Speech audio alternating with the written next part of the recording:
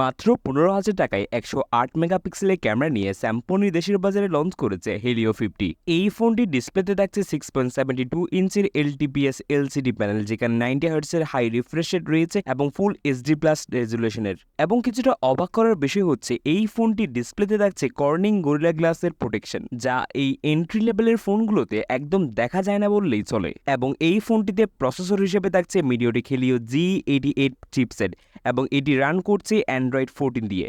এই ফোনটির 6GB RAM এবং 128GB স্টোরেজের ভেরিয়েন্টের প্রাইস রাখা হয়েছে 14,499 টাকা। এবং এই ফোনটি দিয়ে ফ্রি ফায়ার এবং পাবজির মতো গেমগুলো লো সেটিংয়ে বেশ ভালোভাবে এনজয় করতে পারবেন, তবে একটু হিটিং ইস্যু ফেস করতে হতে পারে। এই ফোনটির পেছনে ট্রিপল ক্যামেরা সেটআপ দেওয়া হয়েছে, যেখানে মেন ক্যামেরা হিসেবে আছে 108 মেগাপিক্সেলের শুটার। এবং এই ফোনটির বাজেট বিবেচনায় ফোনটির ক্যামেরা কোয়ালিটি মোটামুটি বেশ ভালোই বলা চলে। এবং ফোনটির সেলফি ক্যামেরা হিসেবে থাকছে 32 মেগাপিক্সেলের সেলফি ক্যামেরা।